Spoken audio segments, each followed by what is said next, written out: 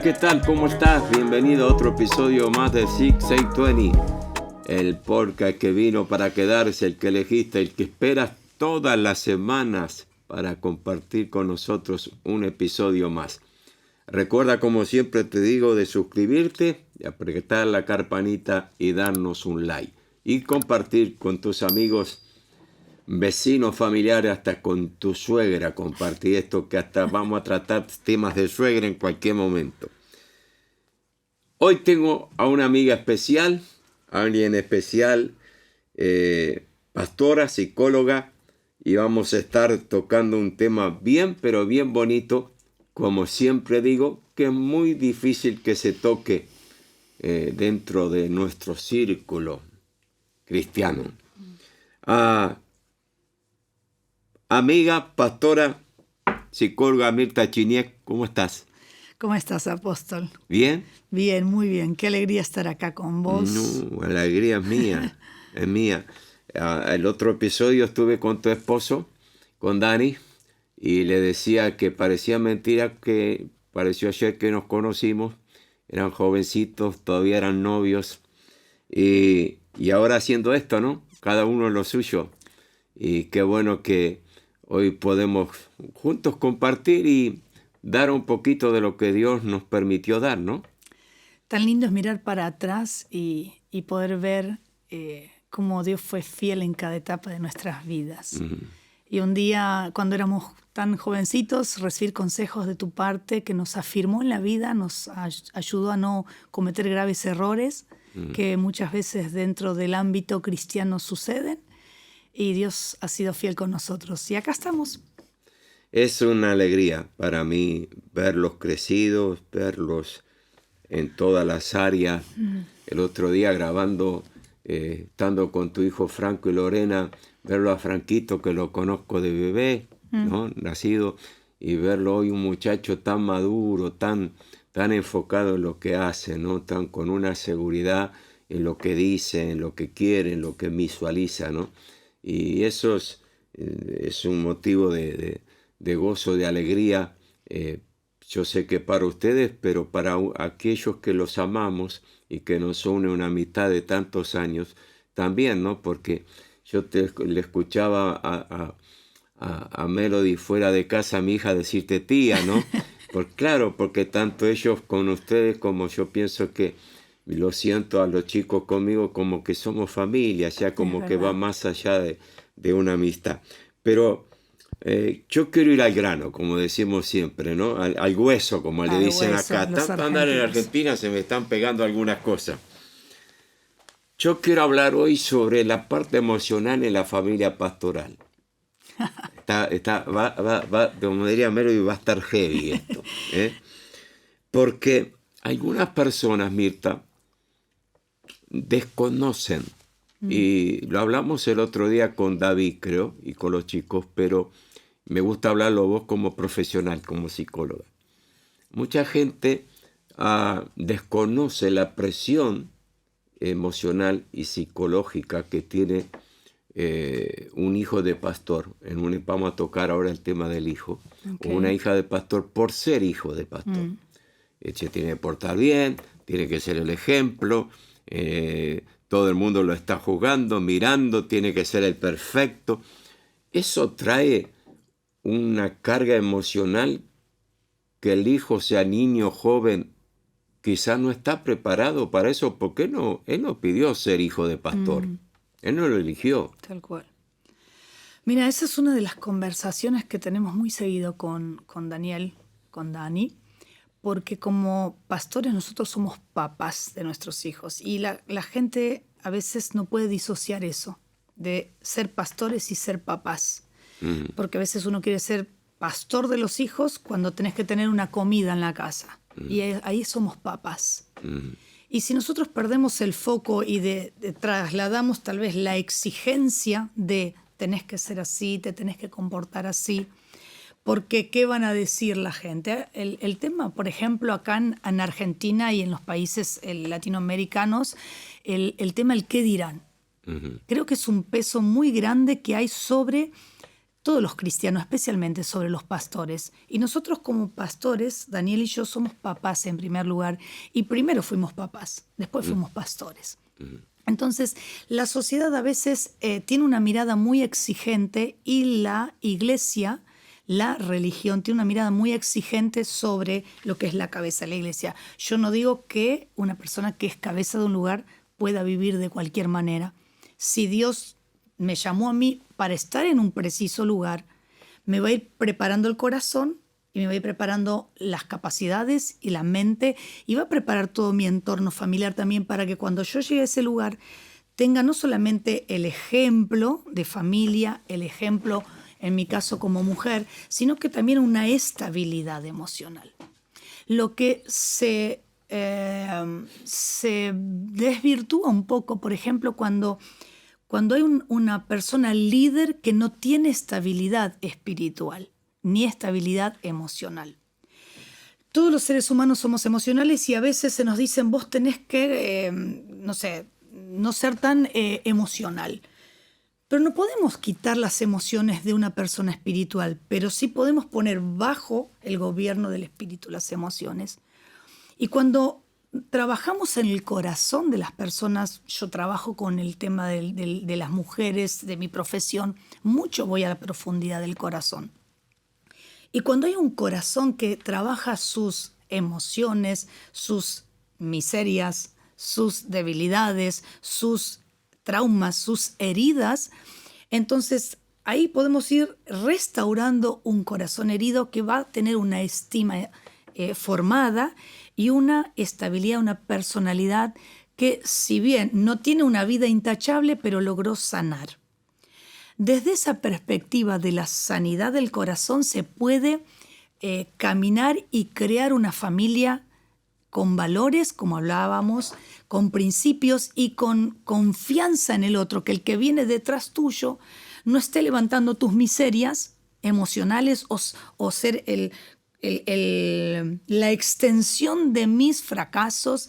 Nuestros hijos no tienen que ser la extensión de mis fracasos, mis hijos no tienen que ser la extensión de mis faltas de estabilidad emocional, porque si yo no puedo conmigo misma, ¿cómo voy a poder sostener una familia? Entonces, ahí, en lo que va como madre o mamá de la casa, pasé ese canal de parto, le llamo yo, donde Dios me procesó a mí primero en sanidad, en liberación, en una profundidad de mi corazón, para que mi estabilidad emocional pueda darle a ellos una estabilidad también. Porque creo que no hay mayor crisis en un hijo que ver a sus padres inestables. Acabas de decir algo muy, muy, muy interesante que un poco concuerda con algo que primero dijiste y lo quiero unir. Vos dijiste recién, cuando fuimos llamados por Dios al pastorado, Dios nos preparó espiritualmente y emocionalmente. Ahora, dijiste recién, cuando yo estoy preparado emocionalmente, voy a ayudar a mis hijos a que ser mis hijos, hijo de pastor, no sea una carga emocional, porque me van a ver a mí equilibrados emocionalmente. Exactamente. ¿No? Y eso me lleva a hablar un tema, porque no, yo soy una persona que me caracterizo por no tapar nada. O sea, vamos a hablar de las cosas que están sucediendo y las que no están sucediendo y de lo bonito y de lo malo. Tal cual. ¿Okay? Yo ponele, Mirta, el otro día me desperté a la mañana y me gusta leer un diario de aquí, aunque estoy en casa allá en Estados Unidos. En este caso lo leí aquí, en estos días que estoy aquí. Un periódico digital, ¿no? Argentino, sí, de aquí, pero que yo lo leo por digital. Y la noticia fue: 2 pastores se agarraron a trompadas en una reunión, ¿no? Y yo dije, wow. Quise ver el video, lo vi, no se escucha bien, ¿viste? Menos mal. No se escucha bien por qué discutían, por qué uno agarró un fierro, qué sé yo. Y yo me hice una pregunta. Claro, el periodista o la sociedad dice 2 pastores, ¿no? Ahora mi pregunta es, a esos dos pastores que dicen ser pastores, ¿Dios los llamó a ser pastores o se hicieron pastores? Porque Bueno. vos acabas de decir algo muy interesante. Cuando Dios me llamó al pastorado, me preparó emocionalmente, ¿m?, y espiritualmente para ejercer eso, porque es una paternidad. ¿Entendés? Entonces, mi pregunta es, volviendo y cerrándola a lo que hablas de los hijos, ¿cómo vieron esos miembros de esa iglesia o congregación cómo se estaban comportando, entre comillas, sus padres? Ahí hay un terreno muy tremendo, porque hay veces que las autoridades de una iglesia exigen, demandan de los miembros de la iglesia, tanto De los fieles. de los fieles, tanta admiración o sometimiento que hay personas que ni siquiera pueden ver que eso está mal. Wow. Hay miembros de iglesia que hoy en día están sometidos a autoridades que son que no tienen un buen testimonio, pero no pueden salir de ese lugar, no pueden liberarse de esa autoridad. Entonces, cuando hay una autoridad que marca mal, hay personas que pueden y tienen la capacidad de salirse de ese lugar, pero otras personas que no tienen la capacidad ni la fortaleza mental y emocional para tomar una decisión porque piensan que si salen de esa cobertura o de ese lugar van a ser castigados porque eso es lo que se les dice. Entonces, dos pastores que se pelean, no solamente yo puedo pensar en sus miembros, primero pienso en sus hijos. Yes. Yes. En su familia. O sea, ¿cómo voy a seguir al Señor? ¿Qué ejemplo tengo si yo veo semejante escenario? Entonces, los hijos en la casa, nuestros hijos son nuestra extensión. No solamente llevan nuestra sangre, nuestro ADN, llevan nuestra conversación en su boca, nuestros pensamientos transferidos en nuestra manera de comportarnos. Como es lindo, nosotros siempre lo decimos, nosotros no nos cambiamos la vestidura saliendo de casa para ir a la iglesia, porque somos pastores, y cuando salimos de la iglesia nos ponemos la vestidura para ser gente normal. Somos 24 horas así. En este momento me toca estar en el consultorio atendiendo a los pacientes. En este momento me toca pasar por la oficina y visitar a los muchachos que están trabajando junto con Daniel. Después me toca ir y recibir a la gente en la iglesia. Yo soy eso. Entonces, cuando soy eso, yo no me puede pasar por la cabeza pensar de que alguien puede terminar peleándose agarrando un fierro y después me pongo la investidura, abro la Biblia y voy a predicar. Es como tener doble personalidad, ¿no? Es que es tener doble personalidad. O doble vida. O doble vida. Ahora, dijiste algo interesante. Los chicos hablan lo que escuchan, o sea, son mi voz, son mi mente. ¿No?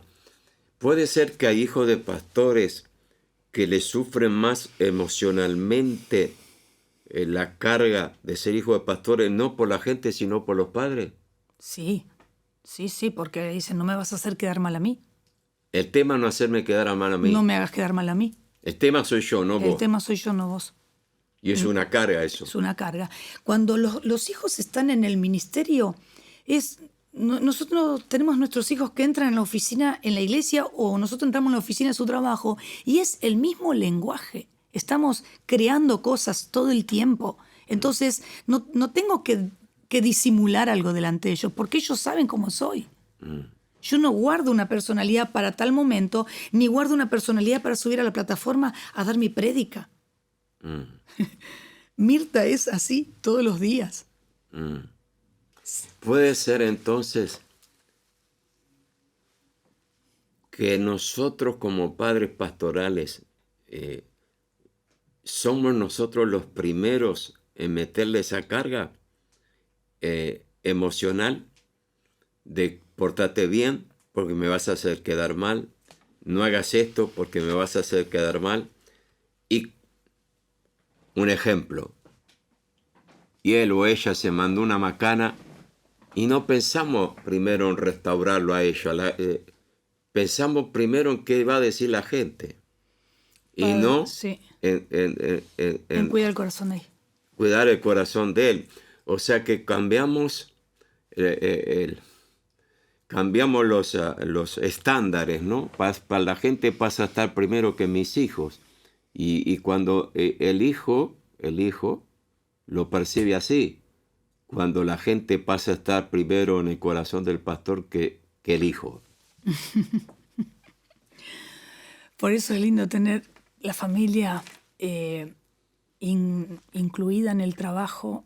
A nosotros nos pasa eso. No sé qué pasaría en otra casa donde los hijos no son parte del ministerio. Pero en nuestra familia los hijos son parte de nuestro ministerio. Entonces tal vez es más llevadero. Pero sí hay una lógica que suena de esta manera y dice: padres inseguros van a criar hijos inseguros. Entonces muchas veces los hijos caminan pasos inciertos porque los papás no son seguros en lo que hacen. Entonces tanto Daniel como yo tenemos seguridad en lo que hacemos y lo que somos, y lo más lindo es que nuestros hijos no nos ven competir a nosotros, sino nos ven complementarnos. Uy, qué lindo. Porque yo no puedo ser nunca el empresario que es Daniel, pero no dejo de ser empresaria al lado de él, y tengo mi profesión, y muchas veces él termina siendo un psicólogo como yo empresaria, Claro. porque nuestras vidas se complementan todo el tiempo así. Nuestros hijos están en todo eso lo que hacemos. Mis hijos me vieron estudiar. Yo estudié en una misma mesa con mis hijos, ellos se preparaban para un examen y yo para el mío. Entonces, es lindo crecer de esa manera. Hay veces que me gusta dar este consejo, por ejemplo, porque las personas a veces te ven como un ideal tan alto que no pueden compararse nunca de tomar tu ejemplo. Entonces, yo cuando tuve que desarmarme y dejarme transformar por Dios, miré objetivos de familia, miré ejemplos de familia, pero tenía que ver, bueno, yo tengo esto, y de esto que tengo voy a mejorarlo cada día para que mi familia hoy sea mejor que la de ayer, no mi familia sea hoy mejor que la tuya. Porque si yo quiero que mi familia sea mejor que la tuya, ya entro en una competencia y me salí del foco. Ya estás enfermizo. Claro, pero si yo quiero que hoy mi familia sea mejor que ayer y mañana sea mejor que hoy, voy a trabajar con lo que tengo. Entonces, por ahí una familia ensamblada o viene una mamá sola con hijos y me dice: pero yo quisiera tener tu familia, quiero ver con tu... No, es que vos no tenés que tener mi familia. Vos tenés que tomar tu familia y ver qué podés mejorar de tu familia, para que si son 2, si son 3, si estás sola o tenés 3 hijos o estás con tu esposo o tenés una nueva creación de familia, veas desde esa plataforma qué podés ir implementando para mejorar, cómo poder reconquistar a tus hijos si los tenés lejos, cuál es la tarea que no hiciste bien para que hoy tus hijos no te quieran mirar, porque ahí también hay muchísimo, si vamos por los hijos, hay muchísimo trabajo para hacer entre los padres y los hijos, y más las familias pastorales con los hijos que hoy no están. Porque hay muchos pastores hoy que tienen una congregación completa de gente, pero no tienen a su familia.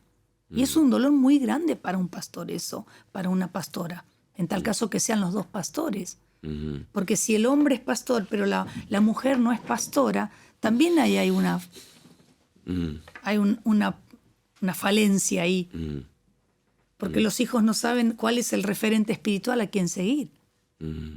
Entonces, los dos, tanto el hombre como la mujer, el pastor o la pastora o el papá y la mamá, tienen que ser figuras espirituales sólidas para que los hijos puedan saber no solamente aprender para crecer, sino que también en tiempos difíciles saber dónde anclarse. ¿Qué señal de agotamiento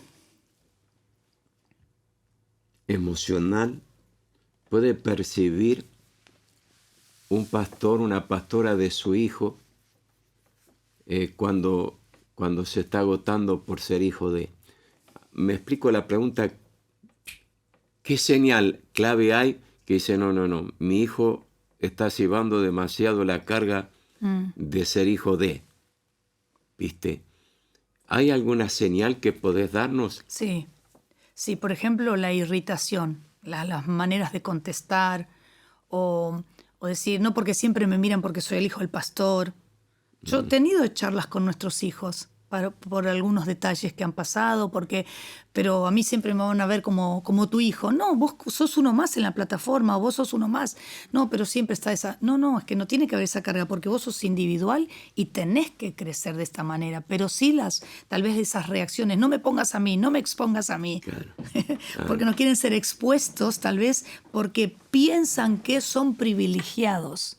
Que están ahí porque son los hijos. Que están ahí porque son los hijos y en realidad están ahí porque tienen un llamado y un ministerio, porque también sabemos del calibre que están hechos y están formados. Es como cuando vos alimentás a alguien, vos sabés si tu hijo desayunó, con qué proteínas, con qué vitaminas tiene el compuesto de tu hijo, pero también tenés que saber cuando está desnutrido. Uh-huh. Una mamá se da cuenta enseguida cuando el hijo tiene fiebre y cuando la fiebre es por el alimento o porque a lo mejor algún virus. No hace falta muchas veces llevar al médico porque ya uno lo sabe. Uh-huh. Entonces, en el ámbito espiritual es lo mismo. Muchas veces uno tiene ese discernimiento, no es percepción. Percepción es en el mundo psicológico. Sí. Discernimiento de ver, acá hay algo que está pasando, ¿por qué? Siempre hay un por qué. Claro, acá... O si no, ¿por qué pasa esto? ¿Por qué pasa aquello? Pero hay una lectura espiritual de la situación. Reacciones, manifestaciones físicas, ausencias. ¿Puede de alguna manera marcar mal a un hijo de un pastor una persona que pretende llevarlo al hijo al mismo nivel del padre? A ver, por ejemplo, de la congregación, vos decís... Claro. O sea, ponele un ejemplo. Está el padre y de repente el muchacho crece o la muchacha crece. Sí. Y empieza a funcionar dentro de lo que es el pastoral del padre, predicando, dando un sermón, dirigiendo y demás. ¿Es dañino cuando la gente lo empieza a comparar con el padre o con la madre? Diciendo, ay, predicaste igual que tu papá. o diciéndole, sí, pero vos tenés... O sea, siempre viste que la gente te dice algo como que para que el pibe se compare, ¿no? O como para que para que se sienta menos. O para que se sienta menos. Ahí está la idolatría en la iglesia. O sea, está el pastor... Estamos todos. El pastor viajó, vienen, algunos no vienen. Eso está. Sí. Ahora, muchas veces también es una sobrecarga. Tanto no es como decir o predicaste mal o predicaste menos, pero sí está esa beta de decir, wow, ¿cómo lo hiciste? Claro, sos el hijo del pastor. Claro. Entonces también pasa lo otro, es de llevarlo también, de halagarlo de tal manera que la persona o el hijo no pase el proceso de formación, porque total, ya soy el hijo del pastor, subo a la plataforma y lo hago. Sí. Pero es verdad también que tus hijos que están en tu casa, que escuchan tu adoración, que escuchan o saben que vos te fuiste a orar, no es lo mismo que en un hogar que los padres viven como viven. No es lo mismo que nuestros hijos nos vean con la Biblia preparando una prédica o por ahí me están hablando y digo, no, mira, ahora no te puedo atender porque estoy cerrando justo el mensaje, estoy cerrando la palabra. Que tal vez que otros hijos hablen a su mamá y sus mamás estén... Está terminando la novela. En cualquiera. Entonces, hay algo que nosotros le estamos poniendo una plataforma de donde ellos se están parando. Una firmeza. Ahí está la palabra. Hay una firmeza emocional de la cual yo ya soy parte, porque ya trabajé en mis miserias, yo te estoy dejando esta plataforma emocional. Pero no significa que lo que yo trabajé en mis emociones te sirva y te resuelva tus emociones. Pero sí es una plataforma diferente. Porque nuestros hijos también son individuos y atraviesan desilusiones, fracasos, contratiempos, exigencias, el ser hijo del pastor, entonces tienen que también trabajar sus emociones, porque si no, no van a poder ser usados de la misma manera, o sea, con toda la unción que Dios quiere usarlos, si no trabajan sus debilidades. En los minutos que me quedan, te quiero hacer las 3 últimas preguntas. a cerrar esta trompada limpia. ¿Qué opinás como psicóloga y como pastora? ¿Opinás que sería positivo que un pastor antes que empiece el pastorado pase por terapia? Ay, mira, si hay una buena formación, si hubo una buena sanidad emocional, espiritual, hay gente que está muy preparada para tomar el pastorado sin pasar por una terapia, porque si no, en vez de depender del Espíritu Santo, va a depender de su terapia. Y estoy hablando como pastora y como psicóloga. Sí. Porque hay gente que lo que tiene que resolverlo en su privado con Dios, dice mejor lo hablo con mi psicólogo. Uh-huh. Tengo muchas de esas personas en el consultorio. Uh-huh. Ahora, es verdad que yo tengo que usar el consultorio para ser terapeuta. Uh-huh. Pero si alguien delante mío me busca como pastora porque es el único lugar donde puede contar lo que le pasa, yo tengo que unir las dos cosas. Uh-huh. Entonces, decirle, bueno, vamos a hablar de lo que vos necesitas, fortalecer tu estima, fortalecer tu personalidad, ver a dónde querés, dónde estás parada, por qué estás insegura, eso lo podemos. Pero cuando hay una raíz de amargura, cuando hay una tristeza guardada, cuando hay una falta de perdón, de este lado no podemos hacer nada. ¿Y cuando hay un trauma no resuelto? Cuando hay un trauma no resuelto, esto lo aprendí clarísimo cuando estaba cursando mi carrera. Mis compañeras me decían, ¿pero qué tanto la iglesia? ¿Pero qué tanto la iglesia? Y yo les hablaba mucho de todo lo que yo hacía con las mujeres, el trabajo tan rico que hago con las mujeres, de sacarlas de la oscuridad y hacerlas brillar. Y le dije, mira, lo que hace la psicología es llevarme al lugar del hecho. Con mucho trabajo en algunas personas, porque una cosa es que yo lo pueda ver y otra cosa es que lo pueda ver el paciente. Uh-huh. Porque por ahí en la segunda, tercera, yo ya digo, acá está el problema, acá está ahí. Uh-huh. Pero la persona tiene que hacer el camino para llegar. La psicología te lleva al lugar del trauma, pero el espíritu lo dinamita, lo cura, lo sana. La terapia te lo descubre, pero no te lo cura.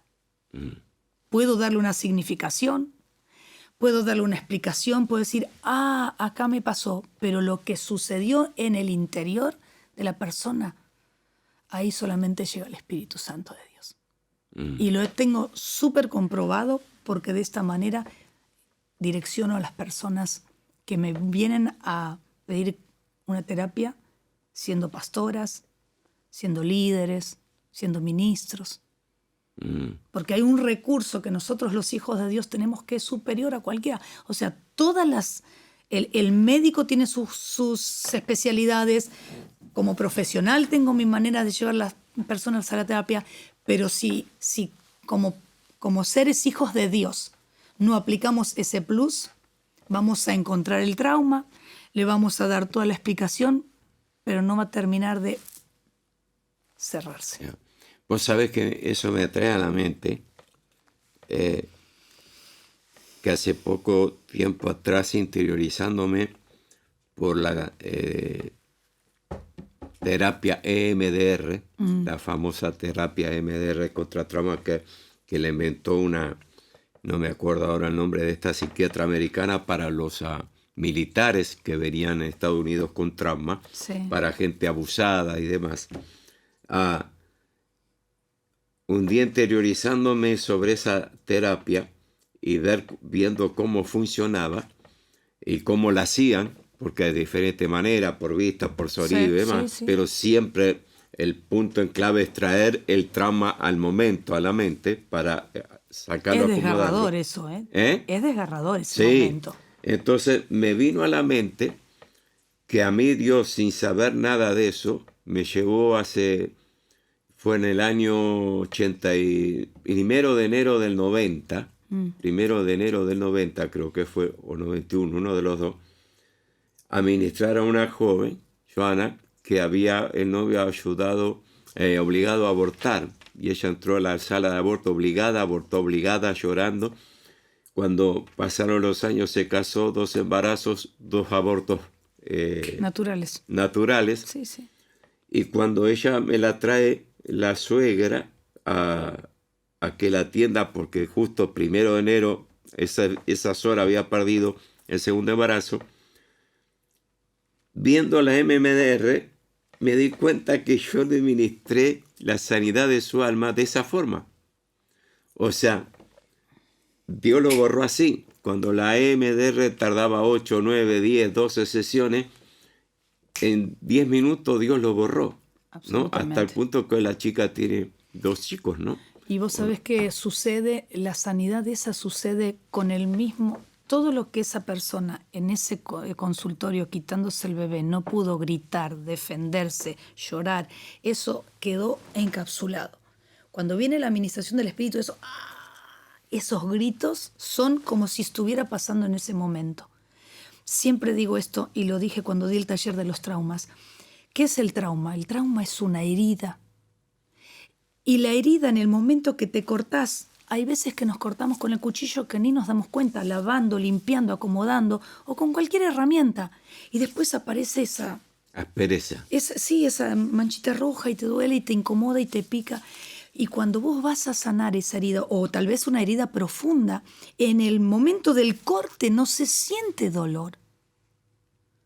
Por eso la herida duele más sanar que herir, que cortarse. Cuando vos sanás la herida duele más porque pasó un tiempo, se te infectó, pasaron años, la guardaste, la escondiste, la silenciaste y siempre está latiendo ahí. Hay algo que me enseñó un profesor en la facultad cuando cursaba la materia, dijo, cuando decimos lo que pasó, si hoy duele, en realidad nunca dejó de pasarnos.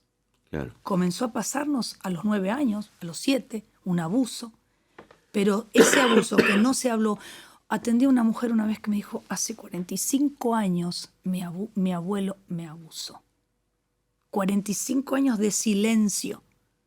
Entonces ese abuso pasó a los 7, 8 años, silenciado hasta esta temporada. Nunca dejó de ser abusada por su abuelo, psicológicamente, físicamente, sintiendo incomodidades, sintiendo... El abuso duró 45 años. El abuso duró 45 años, hasta que ella pudo hablarlo y sacarlo. Wow.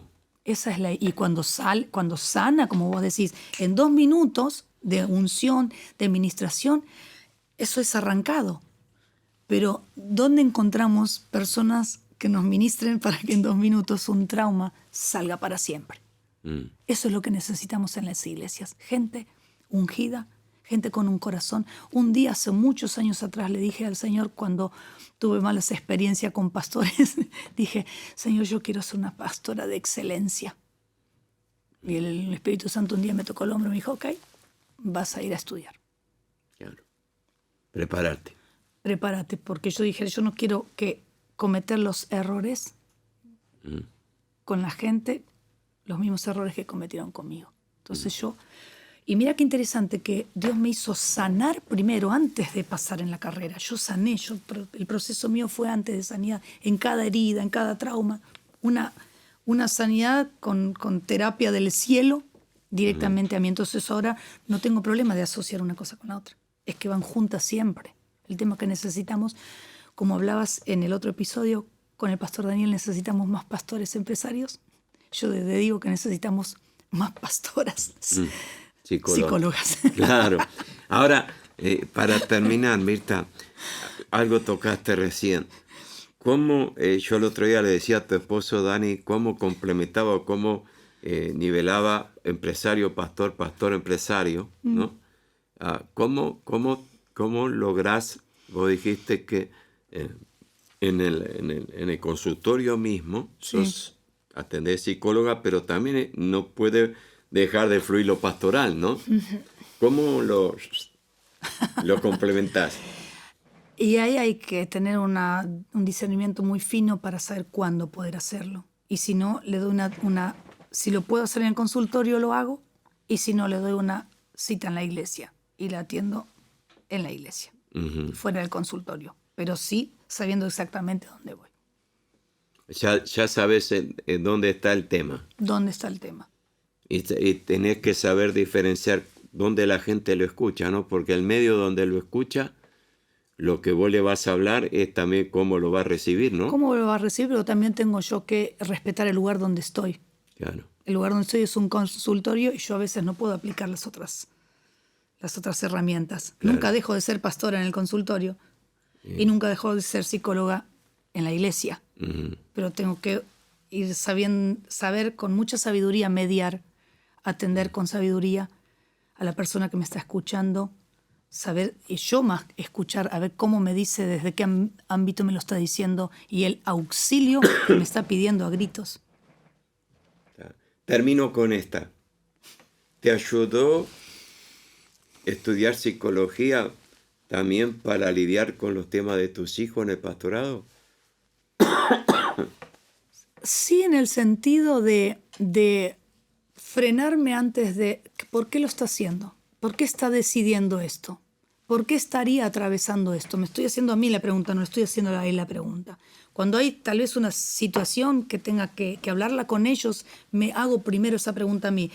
Trato de ponerme y decir, ¿qué me pasó a mí a esa edad? O sea, a mí, a la edad de mis hijos, no tenía ni psicólogo para ir, no se podía hablar con los pastores y menos con los padres. No, menos con los padres. Nosotros crecimos por gracia de Dios, somos demasiado buenos. Somos de las generaciones que nos forjamos de alguna manera solos.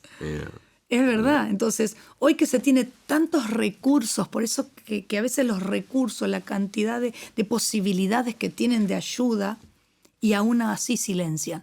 ¿Qué pasa? Que en un momento donde tenemos tantas posibilidades, los chicos silencian. Porque no son solamente tal vez los hijos los pastores. Tal vez los hijos los pastores los que más ayuda tienen. Vos sabés que yo ahora vos sabés muy bien que yo estoy más dedicado a la supervisión pastoral que al pastorado, no pastoreo, superviso a los pastores.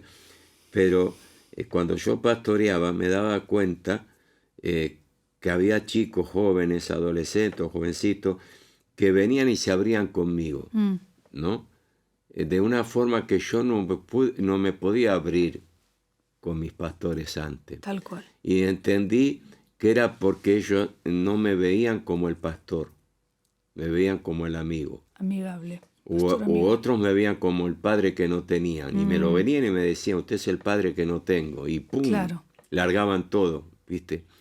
Y eso es interesante, volviendo a lo que vos dijiste hace unos minutos atrás de prepararse, ¿no?